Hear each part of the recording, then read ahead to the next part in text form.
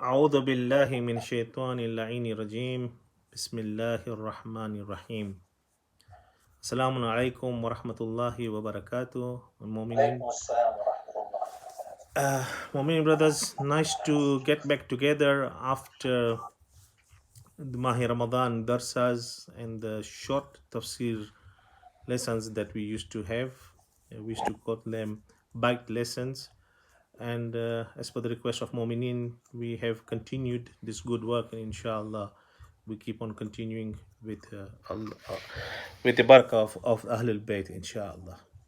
Okay, today, because we are starting again to recite the Quran from the first Sipara, I wanted to just touch on a simple matter that is overlooked by many Qaris and those people who love the Quran.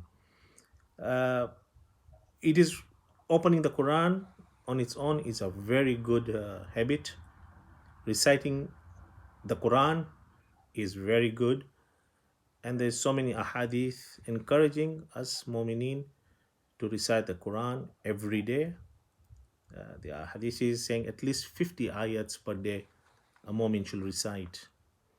Now, reciting the Quran and what we are doing is absolutely good, should be encouraged, should also uh, be a normal practice, not only on a Sunday, should be an everyday practice. After Maghrib Isha prayers, there should be a halaqah reciting the Quran, 15 to 30 minutes, and that is very encouraged. However, we want to move from reciting the Quran to a stage of also not only reading the translation, to do something what the Quran has ordered us to do. And the Quran has no less than 6 places ordered us to do the Tadabur of the Quran. And ahadith and the A'immas and the Ulamas today encourage and want us to do the Tadabbur in Quran. Two, there are two common ayats that I'm sure all the reciters are there. All the reciters here are aware of these ayats. One is in Surah An-Nisa, ayat number 82. Surah Nisa, which is number 4, verse number 82.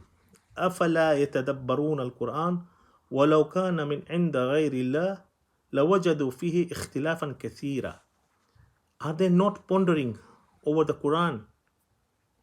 Was it from someone else rather than Allah? They will find so many contradictions in the Quran. It's a question, it's starting. Afala. In Arabic, afala means do they not? Do they not? So Allah is challenging us to do tadabbur in the Quran.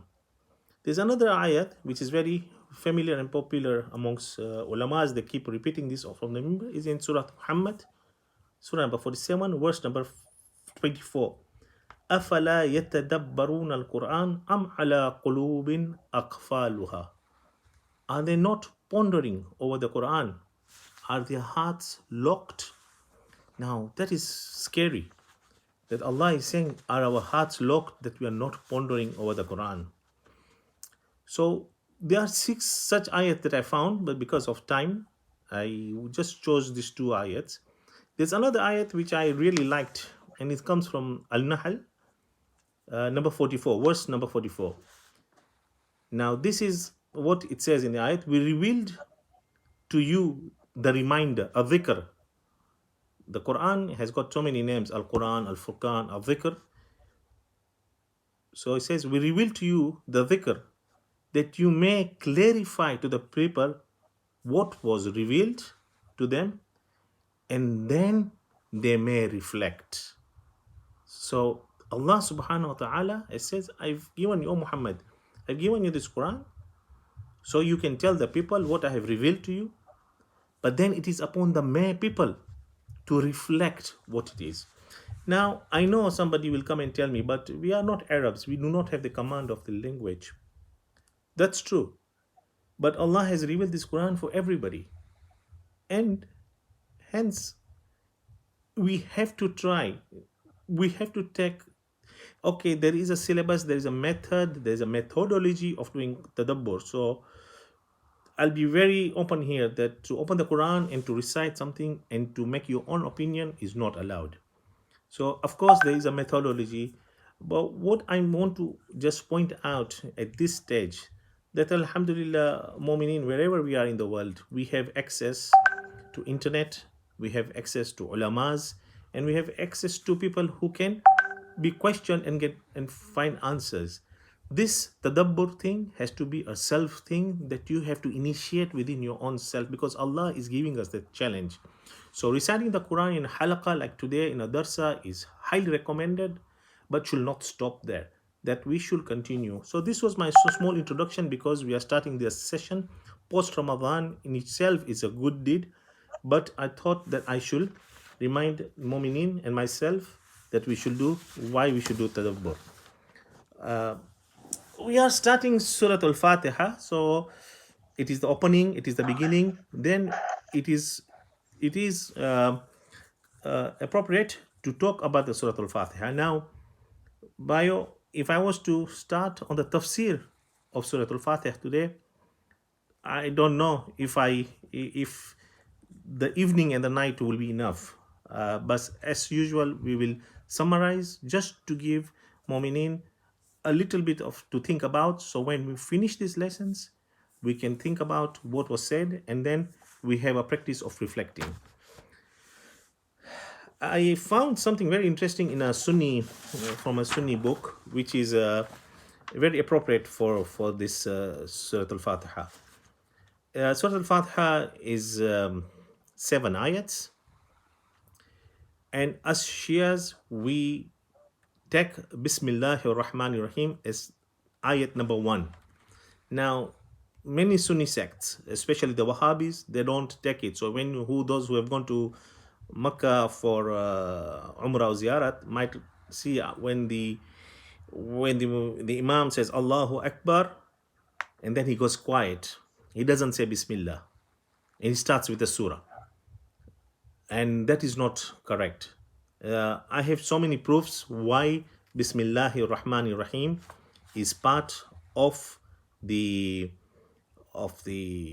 surah of Surah Al-Hamd, that you have to recite Bismillahir Rahmanir Rahim. Okay, in Surah Al-Hijr, which is number 15, ayat number 87. It says, Sab'a min al-mathani. Sab'a min al-mathani, we have given you. Wa'ataynaka sab'a min al-mathani, we have given you 7 of the pair. Now this is beautiful. Al-mathani comes from the root word ithnain. Ithnain means 2, a couple. So Allah tells the Prophet, we have given you 7 of the pair and the Quran al-Hakim. So when he says we have given you 7 of the pair, he is referring to Surah Al-Fatiha and then the rest of the Quran. So Surah Al-Fatiha is amazing. Its value is something unfathomable. About when Surah Al-Fatiha was ordered to go down and to be revealed, it protested. Yeah, it protested to God. It says, Allah, are you sending me? Surah Al-Fatiha says, are you sending me to the people who have sinned? I'm happy.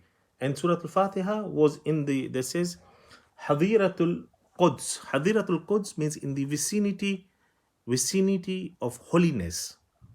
Surah Al-Fatiha is one of one surah and 3 ayats which are part of the Arsh of Allah. This is interesting to know that Surah Al-Fatiha is so majestic in its own, that it is part of the Arsh of Allah and it does not leave. When I said that word, Hadirat al-Quds is a place that only the Imams go there. I have hadiths that somebody was to recite Surah Al-Fatiha so many times, he will be in that vicinity of Surah Al-Fatiha.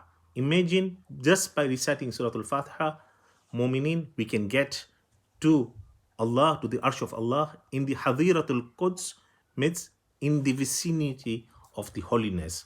Now, there are four things I mentioned that are in the Hadiratul Quds.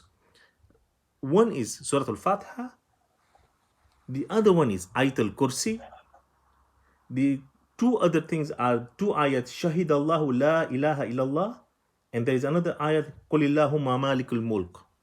Now, I came across a hadith when doing the research that if these four things were recited after Maghrib Isha prayers every day, the hadith guarantees the mu'mineen to be around the Hadiratil Quds, around the vicinity of the uh, of the Arsh Allah.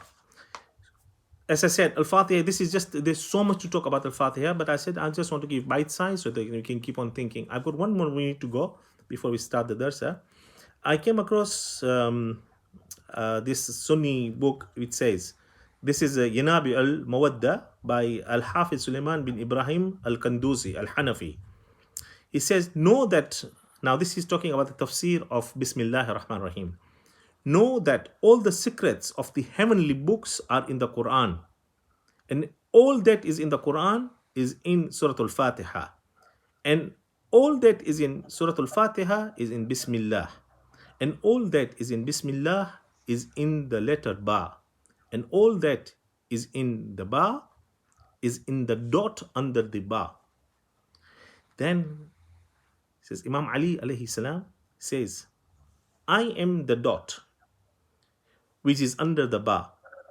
And he carries on explaining about what that dot means to his ashabs, and until the Fajr dawn started breaking and he had not finished. So one of his sahabis saying that Imam Ali was just talking to us about the Ba. Mominin, as usual, time has come upon us. There's so much to talk, but I respect time. So we'll start the Darsa. Ahsantum. Wassalamu alaikum wa rahmatullahi wa barakatuh.